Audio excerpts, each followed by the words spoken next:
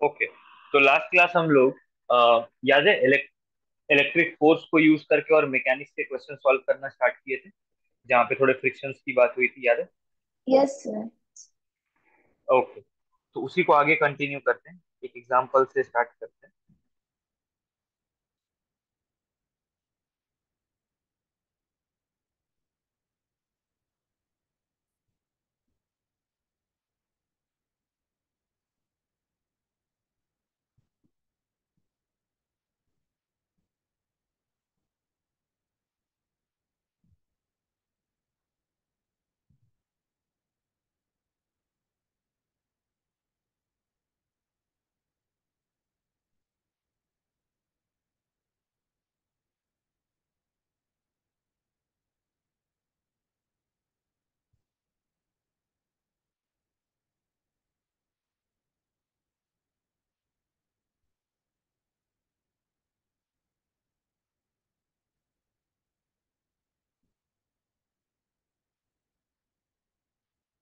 इसका आंसर बताइएगा।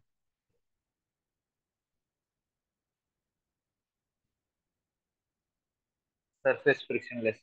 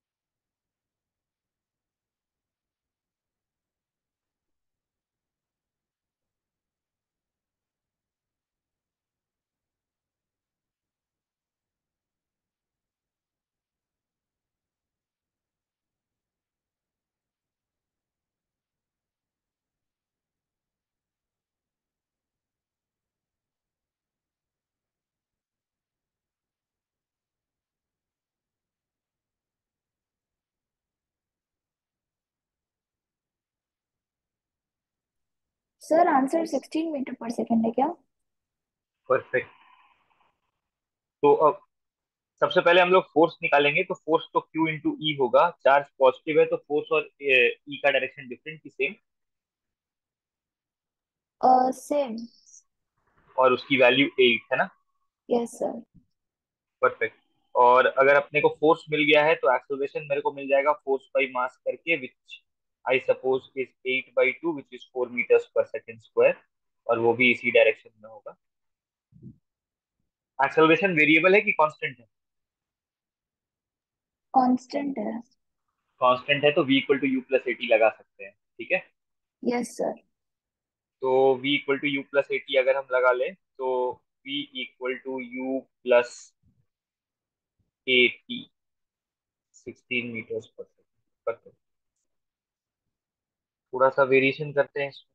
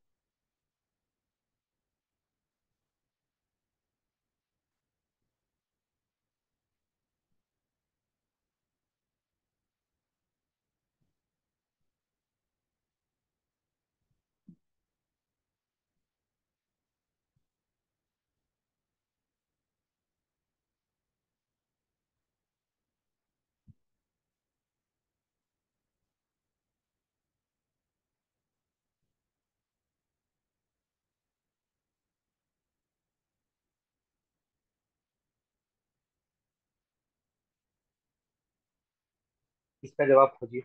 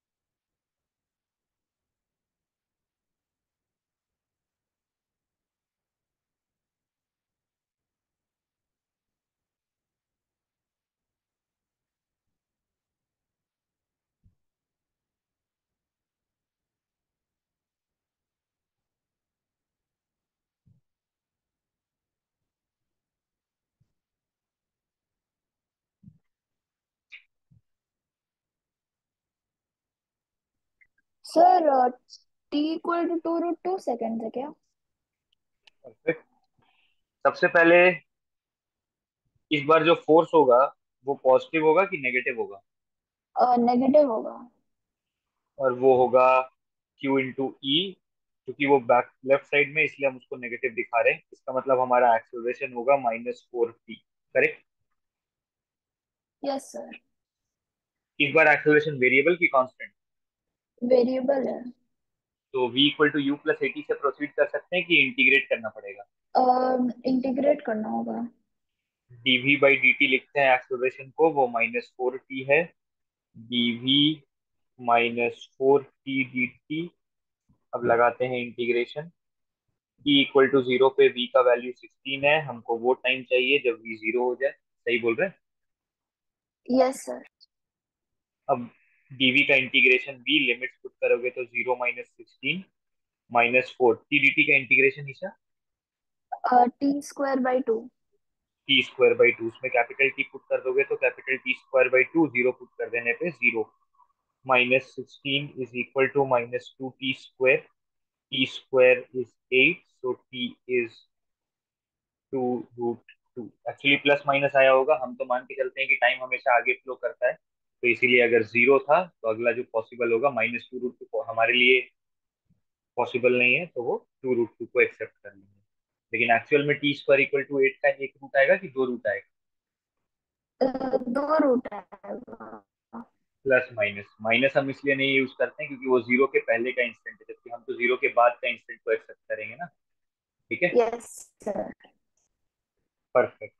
तो बेसिक मैकेनिक्स के क्वेश्चंस को कैसे टैकल करना है, we are clear with that. अब हम लोग पकड़ते हैं एक,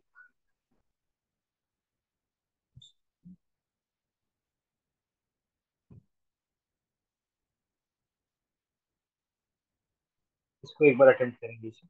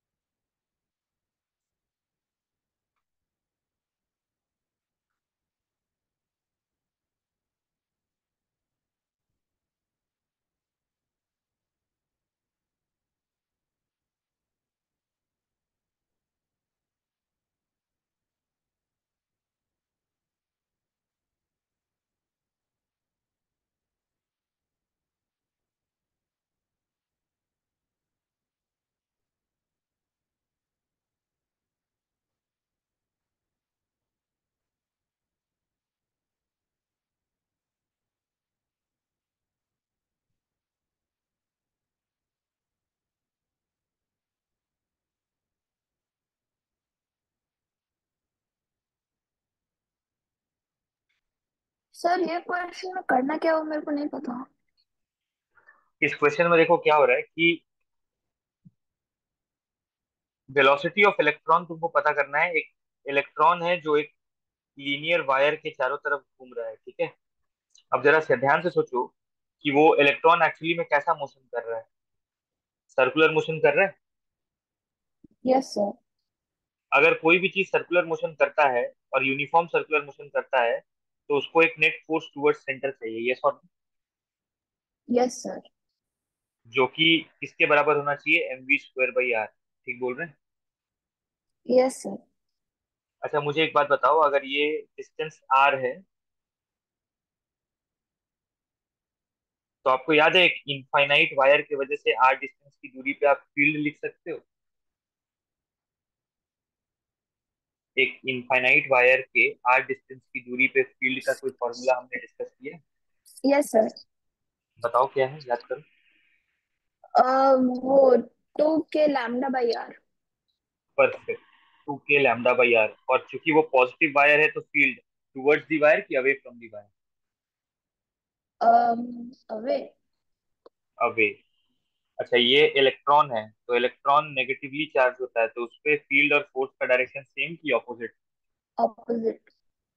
इसका मतलब है कि अगर हम, ये हो गया फील्ड, अगर हम फोर्स लिखना चाहें तो फोर्स होगा अंदर की तरफ, और वो फोर्स होगा इलेक्ट्रॉन इंटू ई, इलेक्ट्रॉन का चार्ज इंटू ई, यही उसका मैग्नीट्यूड होगा ना, क्यूई। Yes sir. अच्छा यही वो फोर्स है जो सेंटर की तरफ लग के आपको सेंट्रीपिटल फोर्स दे रहा है। इसका मतलब ये mv² / r के बराबर होना चाहिए। ये बात से अग्री करते हैं? Yes sir. इसका मतलब है ये होना चाहिए m e, mass of electron into speed of electron का स्क्वायर डिवाइडेड बाई आर। अब अगर आप ध्यान से देखोगे तो आर और आर रहेगा कि कट जाएगा? कैंसिल हो जाएगा सर। आपको ई का वैल्यू पता है, टू पता है, के पता है, लैम्डा पता है, आपको एम ई भी पता है, बस एक ही अननोन है, v²। सॉल्व हो सकता है? Yes sir. सॉल्व करके थोड़ा बताइए तो कितना आ रहा है। Okay sir. लॉजिक समझ पाए हो? Yes sir. ठीक।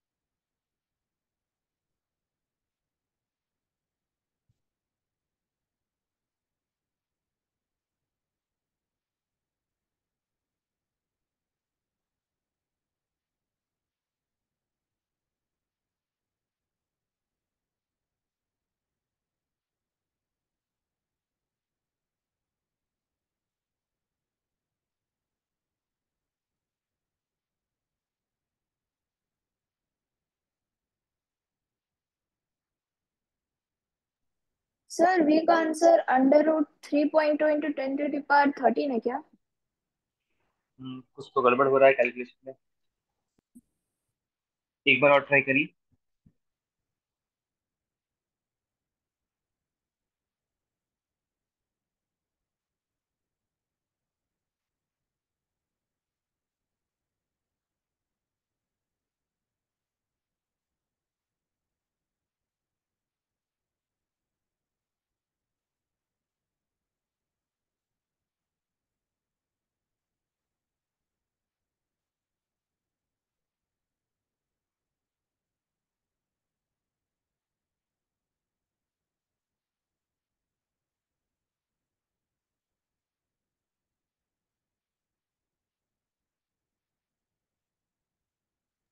Sir 8 into 10 to the power 6। Perfect. तो इसका मतलब ये जो ब्लैंक है ये 8 होगा, राइट? यस ठीक सर। है। लॉजिक समझ में आया कैसे हमने मैकेनिक्स को रिलेट किया है? यहाँ पे सर्कुलर मोशन है तो हमें एक नेट फोर्स टुवर्ड्स सेंटर चाहिए, तो हमने नेट फोर्स टुवर्ड्स सेंटर को सेंट्रीपिटल फोर्स या सेंट्रीपिटल एक्सेलरेशन फोर्स से क्या कर दिया, इक्वेट कर दिया। तो f is equal to m v square by r. ठीक है। Yes sir. और एक वेरिएशन देखते हैं।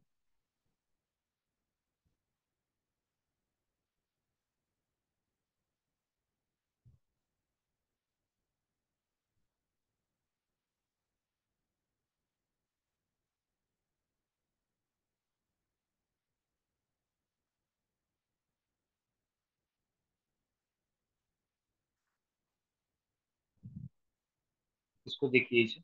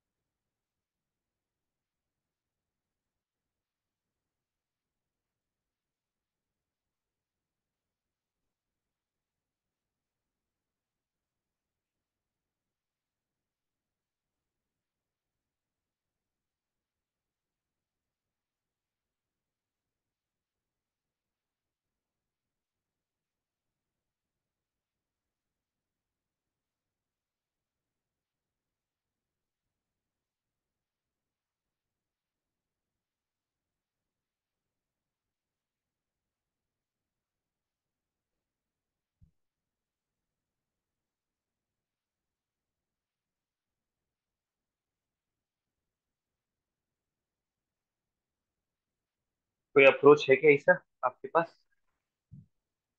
सर वो फोर्स इक्वेशन से एक्सीलरेशन निकाल लिया, बस वो टाइम निकालना बचा है। ठीक है। एक्सीलरेशन 6/5 मीटर पर सेकंड स्क्वायर है क्या? 6/5। चलिए चेक कर लेते हैं फिर से, whether we are on the same track। तो अगर हम एफबीडी बनाते हैं इसका, तो इसका मास दिया हुआ है 5, तो 50, यानी इधर वैल्यू होता 5, 50 cos 37, एक नॉर्मल होता, और इधर होता 50 sin 37। अच्छा, इलेक्ट्रिक फील्ड भी है, तो इलेक्ट्रिक फोर्स होगा इस डायरेक्शन में, Q × E, तो वो होगा 50, उसका 50 cos 37 और sin 37। सर इलेक्ट्रिक फील्ड के कारण फोर्स 25 नहीं है? सही कह रहे हो आप, 25 है, मेरा कैलकुलेशन मिस्टेक। 25, तो 25 cos 37 यानी 20, और 25 sin 37 यानी 25 × 3/5 यानी 15। यहाँ तक एफबीडी में कोई दिक्कत? वो हम उसका साइन वैल्यू नहीं लिया उस फील्ड का। हाँ, वो लेना जरूरी है, क्यों जरूरी है अभी समझते हैं, क्योंकि देखो फ्रिक्शन भी है अपने पास, है ना। नॉर्मल रिएक्शन बताओ ईशा कितना नॉर्मल 55 है। है? तो लिमिटिंग फ्रिक्शन कितना हो सकता है? 5.5। परफेक्ट। सबसे पहले हम हमेशा कोशिश करते हैं कि हम फ्रिक्शन है तो चीजों को रिलेटिव रेस्ट पे रख सके, तो हम ऐसा कोशिश करेंगे कि ये ब्लॉक मूव ही ना करे, तो उसके लिए क्या स्टैटिक फ्रिक्शन चाहिए वो खोजेंगे। तो अगर ब्लॉक को मूव नहीं करना है तो 20 + Fs 30 को बैलेंस करना चाहिए, मतलब Fs 10 होना चाहिए। ठीक बोल रहे हैं? Yes sir. लेकिन Fs 10 तक जा सकता है कि उसका लिमिट ही 5.5? लिमिट 5.5 है। इसका मतलब है कि ये एक्सेप्टेबल वैल्यू नहीं है, इसका मतलब है कि हमारा ब्लॉक जो है वो रेस्ट पे नहीं है, और वो मूव कर रहा है, और अगर वो मूव करेगा तो स्टैटिक फ्रिक्शन लगेगा कि काइनेटिक फ्रिक्शन। Kinetic friction. और नीचे हमारे पास एक एक्सेलरेशन होगा। अब जरा मुझे वो एक्सेलरेशन की वैल्यू बता दो। 0.9 मीटर पर second square. Perfect. 4.5 net force हो जाएगा, क्योंकि वो होगा 30 - 20 - 5.5 divided by mass, so 0.9 metres per second square. अब टाइम आना चाहिए ईशा, एक बार ट्राई करो। Yes sir.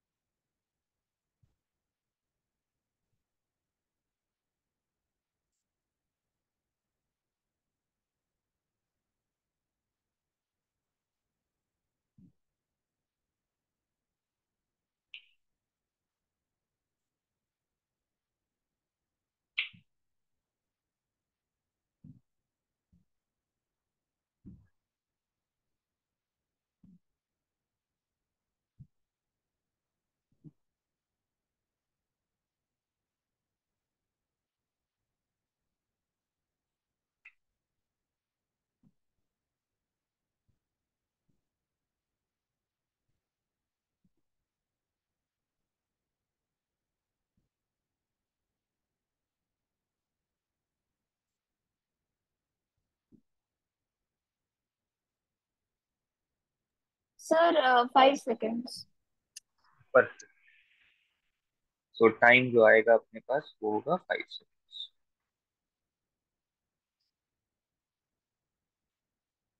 ओके, एक और क्वेश्चन देखते हैं।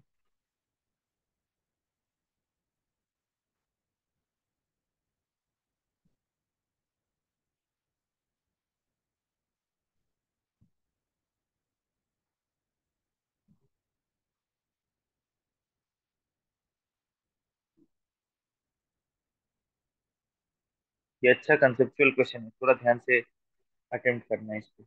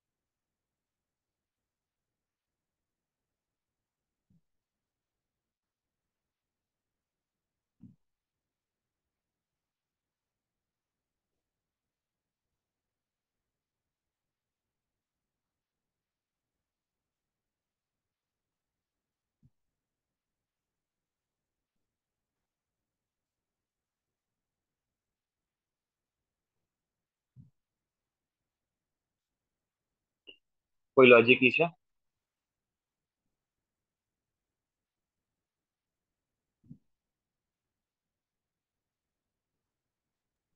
सर इसमें ये काइनेटिक एनर्जी को रिलेट कैसे करेंगे इलेक्ट्रिक फील्ड से, मेरे को समझ नहीं आ रहा है। चलिए इसको समझते हैं, ये अच्छा क्वेश्चन है। इसमें मैं क्या बोल रहा हूँ कि मान लेते हैं कि जिस स्पीड से वो एंटर किया वो वी ए है, और जिस स्पीड से वो लीव किया वो वी बी है। ठीक है। और अगर नीचे वाला एंगल अल्फा है तो यहाँ ऊपर भी ये जो एंगल बनेगा वो अल्फा होगा। इसमें कोई दिक्कत? No sir. अच्छा, मैं हमें जो काइनेटिक एनर्जी का रेशियो चाहिए, तो हम चाहते हैं kinetic energy at a to kinetic energy at b का रेशियो निकालें। तो वो रेशियो टिपिकली ये है।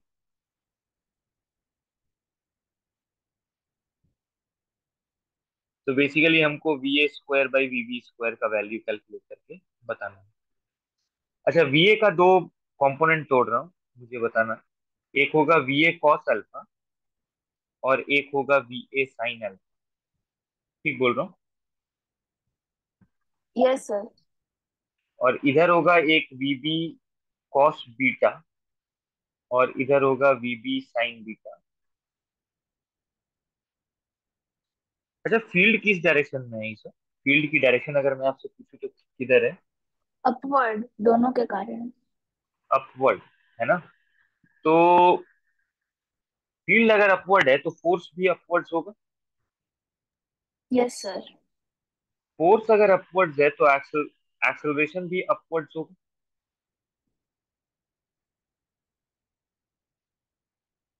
ठीक बोल रहा हूँ? Yes sir. इस इसका मतलब है, इसका मतलब है कि एक्स डायरेक्शन में क्या एक्सेलरेशन है? जीरो। अगर एक्स डायरेक्शन में एक्सेलरेशन जीरो है तो एक्स डायरेक्शन में initial velocity, sorry, initial velocity और फाइनल वेलोसिटी डिफरेंट होगा कि सेम होगा? सेम होगा। तो अगर ये लिखे तो अग्री करेंगे?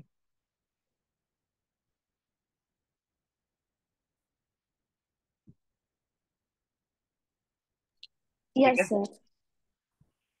तो v a by v B,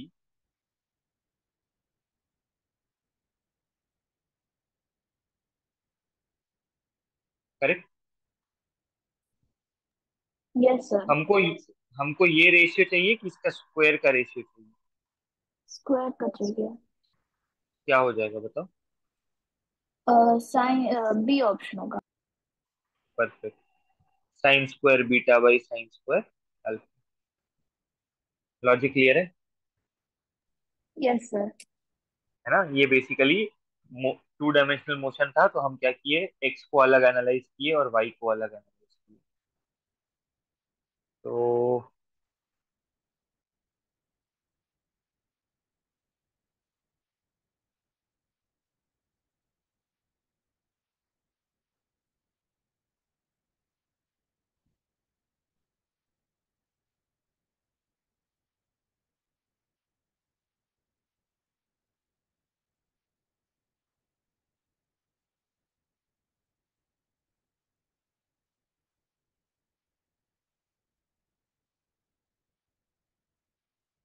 इस क्वेश्चन को देखिए तो,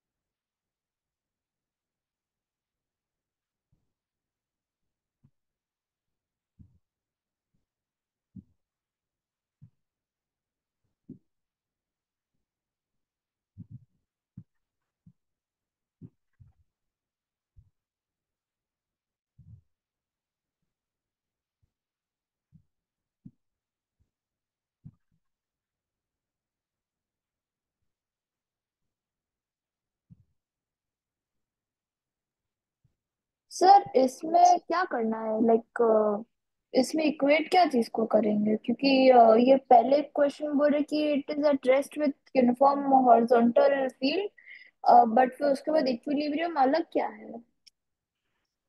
नहीं देखो, it is at rest in uniform at equilibrium, एक ही बात है। उसी समय पे आपसे एंगल पूछ रहा है, ठीक है। जब वो रेस्ट पे है ना, तो वो कितना एंगल बना के है वर्टिकल से, वही एंगल पूछ रहा है आपसे, ठीक है।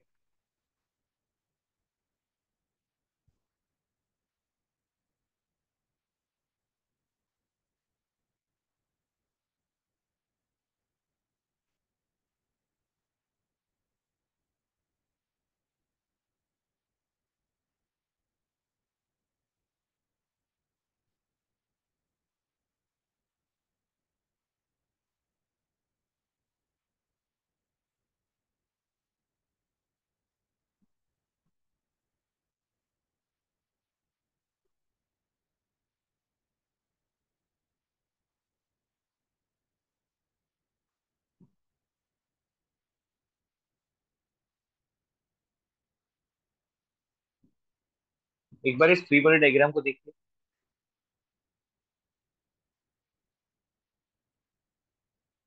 कह सकते हैं। Yes sir. तो टेंशन का कंपोनेंट्स तोड़ लेते हैं, टी कॉस थीटा और टी साइन। अगर ये इक्विलिब्रियम में है, तो किसी भी डायरेक्शन में नेट फोर्स कितना होना चाहिए? जीरो। तो टी साइन थीटा किसको बैलेंस करेगा बताइए? Force due to electric field. यानी क्यू ई। और टी कॉस थीटा, एम जी।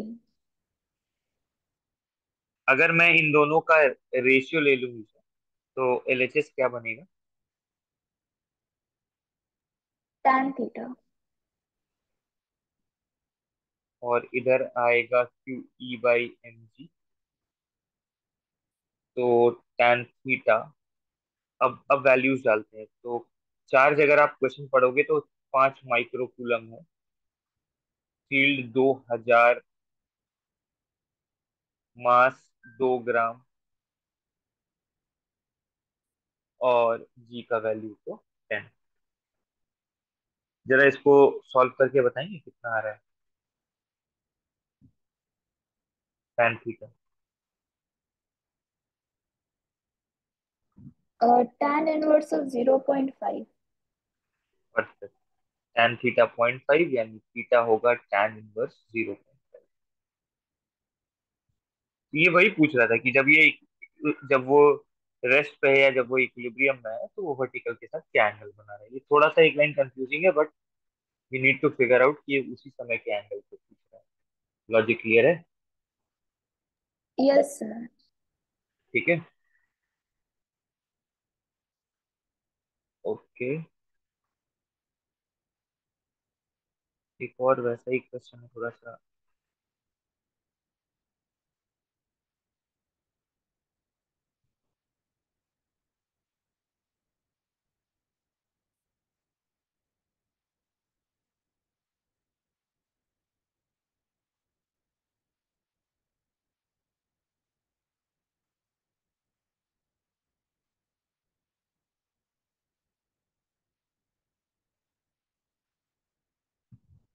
इस क्वेश्चन को देख।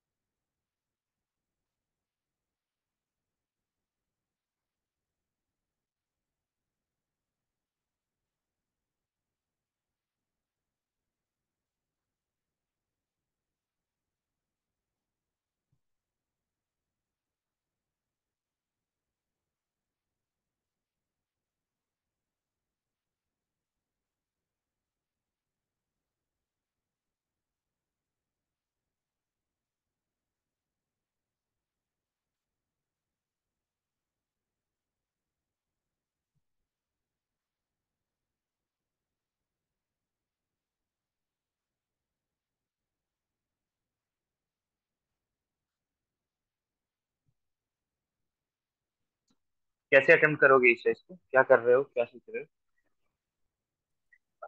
इसमें डाउनवर्ड फोर्स को लाइक कॉइन का लाइक का जो वेट एंड ऑल के कारण डाउनवर्ड फोर्स होगा उसको उसका फील्ड का अपवर्ड फोर्स से इक्वेट करने का है। परफेक्ट। डायरेक्शन तो सही है, तो फिर प्रोसीड करो, आना चाहिए आंसर। यस।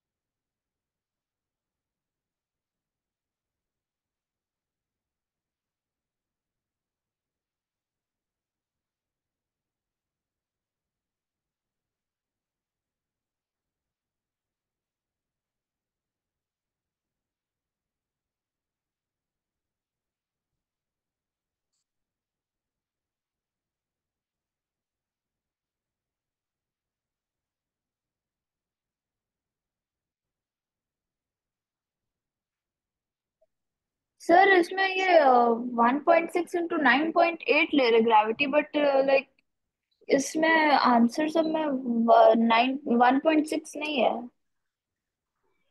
अच्छा, एक काम करते हैं। सबसे पहले तो q E equal to m g होगा।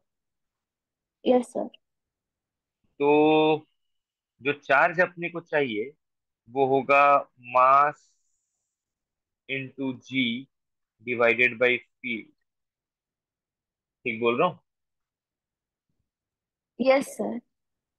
इसका मतलब है, इनफैक्ट जी को लगता है 9.8 लिया है, तो मैं भी 9.8 ले लेता हूँ। तो हमको जो चार्ज चाहिए वो है 1.6 into 10 to the power -12 into 9.8। अच्छा, ये जो चार्ज होगा ये एन ई के बराबर होना चाहिए, क्योंकि आपको याद है हम तो चार्ज ई के टर्म्स में ही दे सकते हैं या ले सकते हैं, करेक्ट? Yes sir. तो 1.6 into 10 to the power -12 into 9.8 is equal to n times electron के चार्ज का मैग्नीट्यूड क्या होता है, 1.6 into ten to the power into minus 10 nineteen -19। और यहाँ से एन का वैल्यू देखो कितना। Yes sir. इतना इलेक्ट्रॉन लूज करके हमको पॉजिटिव बनना होगा, तब जाके हम पे जो फोर्स लगेगा वो एमजी को क्या कर पाएगा, बैलेंस कर पाएगा। Yes sir. क्लैरिटी है? Yes sir. ठीक है, फाइन। एक फाइनल क्वेश्चन है। Basically we are going to wrap up electric field today. तो हमने इलेक्ट्रिक फील्ड के सारे एस्पेक्ट्स को समझ लिया है। In the next class then we are going to start up with electric potential. ठीक है? Okay sir. हमने एक चीज के इलेक्ट्रिक फील्ड के बारे में बात नहीं की है, वो स्फीयर्स का। स्फीयर्स का इलेक्ट्रिक फील्ड का बात तभी करेंगे जब हम गॉस लॉ सीख जाएंगे। ठीक है? Okay sir. अब यहाँ क्वेश्चन देखो।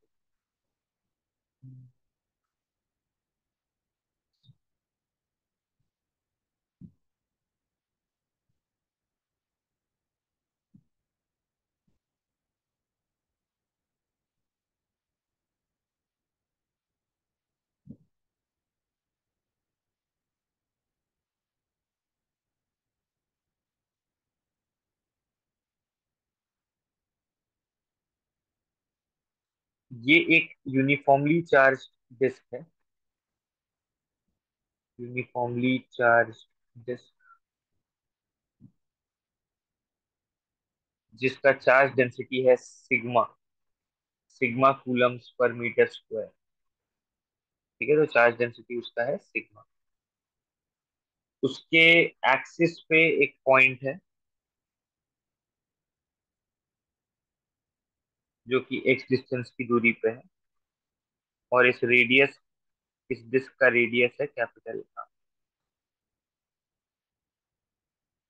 Find magnitude of field at point P.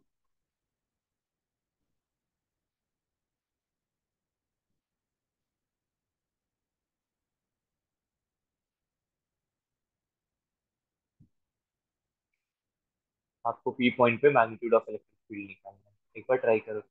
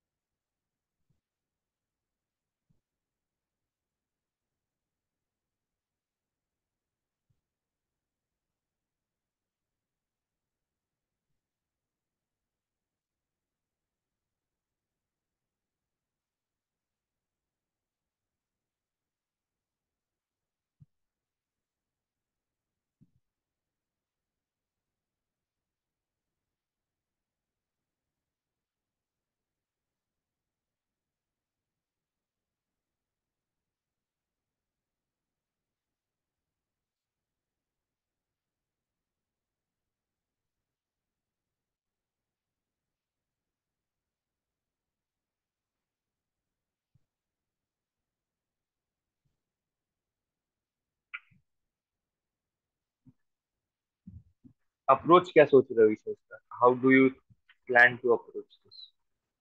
इसमें वो कॉस्ट कंपोनेंट सिर्फ लेना है फील्ड का, तो बट वो यहाँ यूज। पे आप बट आप यहाँ पे रिंग जैसा पॉइंट चार्जेस नहीं ले पाओगे। वो तो इसमें क्या क्योंकि करना होगा? आप रिंग के वजह से एक्सिस पे फील्ड लिखना जानते हो क्या? अगर मैं आपको इसकी जगह एक रिंग देता, तो उसके लिए आपको सोचना पड़ता कि आपके पास शायद फॉर्मूला था कि q x by x square plus r square का पावर 3/2, कुछ डिराइव किया था हमने ऐसा। Yes sir. तो मैं क्या बोल रहा हूँ कि रिंग का जब मेरे को पता है, तो मैं क्या करता हूँ, इस डिस्क को छोटे छोटे रिंग्स में बांटना शुरू कर देता हूँ। तो ये एक वैसा रिंग है, देखो।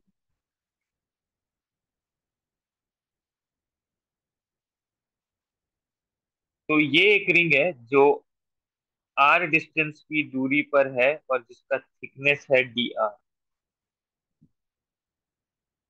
आप मेरे को इस रिंग का एरिया बता सकते हैं कि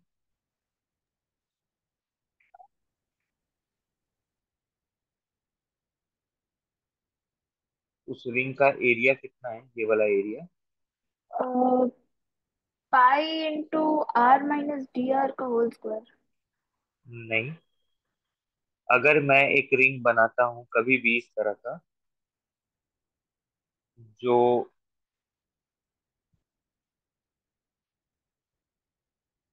आर रेडियस का है और डी आर के थिकनेस का है, तो उसका एरिया निकालने का सबसे अच्छा तरीका ये है, उसको ऐसा सोचो कि आप यहाँ पे एक कट कर दो और इस रिंग को ओपन कर दो, तो ये ऐसा बन जाएगा ना। अगर आप यहाँ से कट मार दो और इस चीज को अनफोल्ड कर दो, तो ये चीज इसमें ट्रांसफॉर्म हो जाएगा। Yes sir. ये वाला लेंथ जो होगा ईशा, क्या ये 2 पाई आर होगा, circumference of the circle? Yes sir. और ये थिकनेस जो है, क्या ये डी आर होगा? Yes sir. अब इसका एरिया बता दो कितना होगा। अब ये एक रेक्टेंगल है जिसका लेंथ और ब्रेथ आपको पता है। 2 pi into r d r. Clarity है? Yes sir. अच्छा, उस रिंग के पास जो चार्ज होगा, अगर वो निकालना होगा, तो हम चार्ज डेंसिटी इंटू एरिया कर देंगे तो मिल जाएगा। Yes sir. तो ये बन जाएगा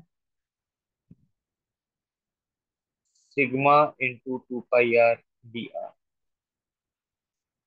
उस रिंग की वजह से अगर हम एक्सिस पे फील्ड लिखें तो एक छोटा फील्ड, अभी हम पूरा डिस्क की वजह से नहीं लिख रहे हैं, सिर्फ इस रिंग की वजह से लिख रहे हैं, तो जो फील्ड आएगा वो होगा k into charge on the ring divided by x into x divided by x square by, अभी हम जिस रिंग को कंसिडर कर रहे हैं उसका रेडियस कैपिटल आर है कि उसका रेडियस स्मॉल आर है, small r. To the power 3/2। और ऐसे जितने भी रिंग्स बनाते जाओगे सबका डीई इसी डायरेक्शन में आएगा अलोंग दी एक्सिस। तो अगर मेरे को टोटल फील्ड चाहिए तो मेरे को कोई कंपोनेंट कंपोनेंट कुछ करना चाहिए कि सीधे इंटीग्रेट कर देना चाहिए? हर हर डीई कॉम्पोनेंट। हर डीई का डायरेक्शन सेम है सर। हर रिंग के वजह से फील्ड एक ही डायरेक्शन में आते जा रहे हैं। तो फिर ऐसे नॉर्मल कर देंगे इंटीग्रेट। कोई कोई किसी कंपोनेंट को कैंसिल नहीं कर रहा है, तो आराम से टोटल को इंटीग्रेट कर देंगे। स्मॉल आर की डी क्यू का वैल्यू यहाँ से डाल देंगे। ठीक है, तो वो कर देते हैं।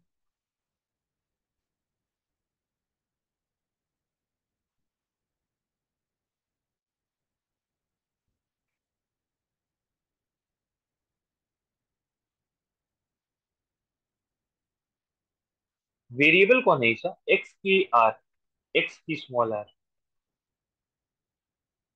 एक्स है वेरिएबल। ध्यान से। आर। आप रिंग कैसा भी बना लो, ये वाला डिस्टेंस तो एक्स ही रहने वाला है, लेकिन अच्छा हाँ। आपका आपका रिंग का रेडियस कांस्टेंट है कि चेंज हो रहा है? चेंज हो रहा, आर होगा वेरिएबल। और उस स्मॉल आर वेरिएबल का लिमिट कहाँ से कहाँ तक होगा ये बता दो। 0 to कैपिटल आर। पर अब आप देख सकते हो ये इंटीग्रेशन आप थोड़ा हैंडल कर सकते हो, क्योंकि जो भी कांस्टेंट है उसको बाहर कर लो। तो जो भी कांस्टेंट है अगर आप उसको बाहर कर लोगे तो थोड़ा और आसान दिखने लगेगा।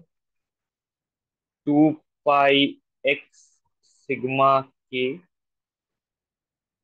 अंदर बच गया,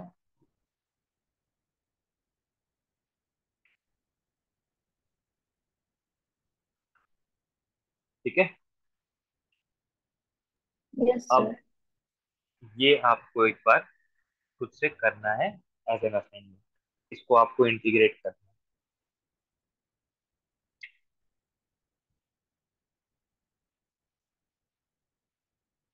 ठीक है, with this then we have finished of the basic intro of electric field and its properties and questions.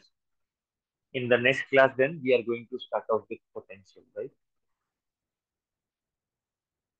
Okay sir. ठीक है, आज यहीं तक रखते हैं।